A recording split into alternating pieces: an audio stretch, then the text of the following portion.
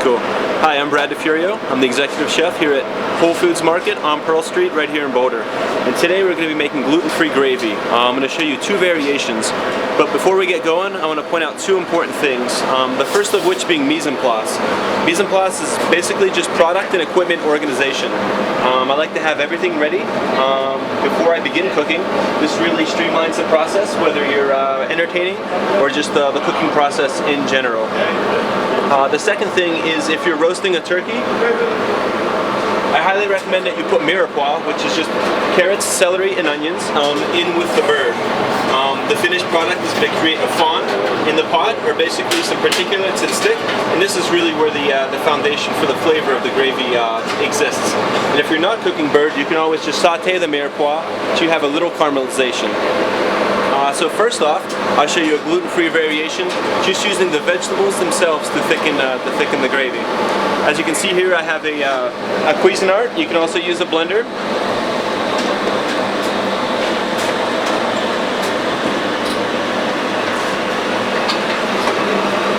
And I'm going to go ahead and take these vegetables that were, part of the turkey underneath the pan.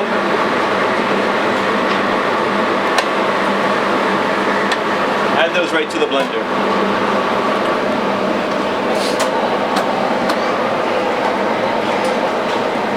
From here I have a little chicken stock.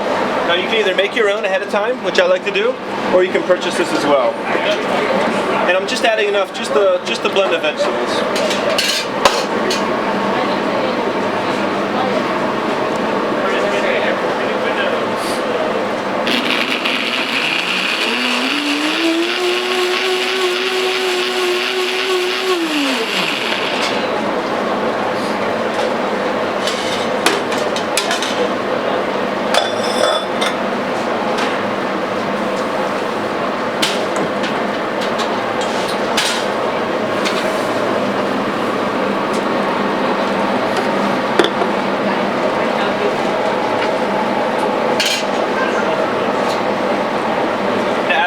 Chicken stock in there.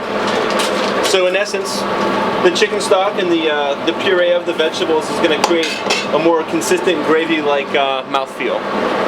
Like any other sauce or gravy, I like to finish that for about 15 minutes. Just let the flavors combine and let that simmer for a little bit.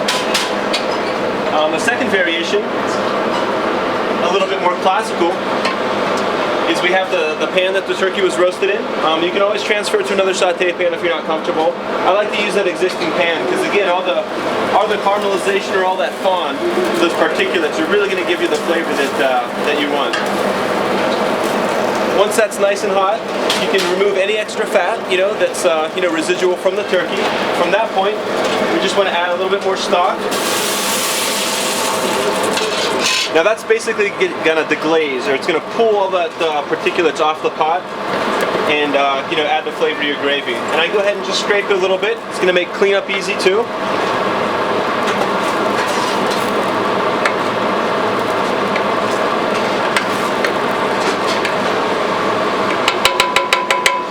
From there we can go ahead and add a little bit more stock.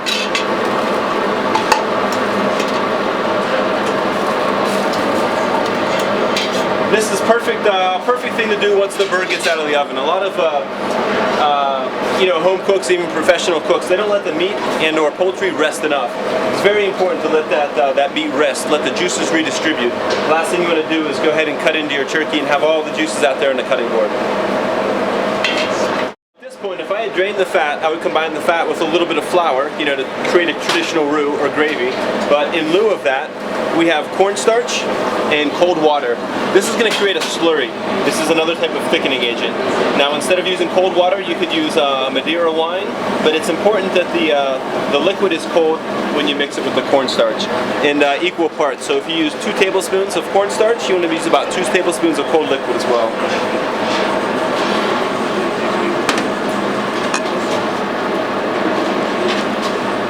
And it sets up pretty quick, so make sure you have your whisk handy and you're able to go ahead and mix that up quite well. Now, like anything else when you're cooking, it's always easier to add a little bit than take away. Now for the cornstarch or the slurry to work, you have to make sure that your stock. Is it a rolling boil or at least simmering? If not, you add it a little bit prematurely. It's going to thicken up later when it's even more hot. So I'll just grab my slurry. Just kind of slowly drizzle that in.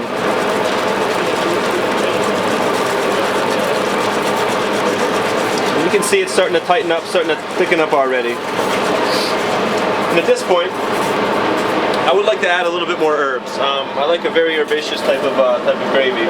And what I do, rather than use cheesecloth or worry about straining anything, I just use a little butcher's twine. And here I have some thyme and some sage, just bound up. But I'll put that right in there and let the herbs kind of infuse into the gravy. Particularly if you're going to be presenting to guests, I'd like to taste everything to adjust the seasoning. The addition of salt and pepper really kind of balances the flavors out.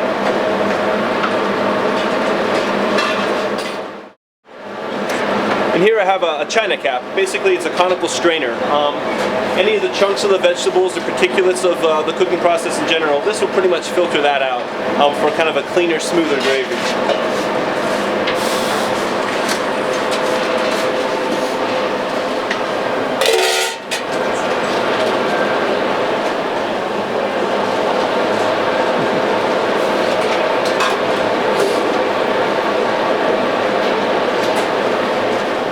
At this point, I'm just going to go ahead and strain our gravy through this china cap. Try not to make a huge mess into our little gravy boat.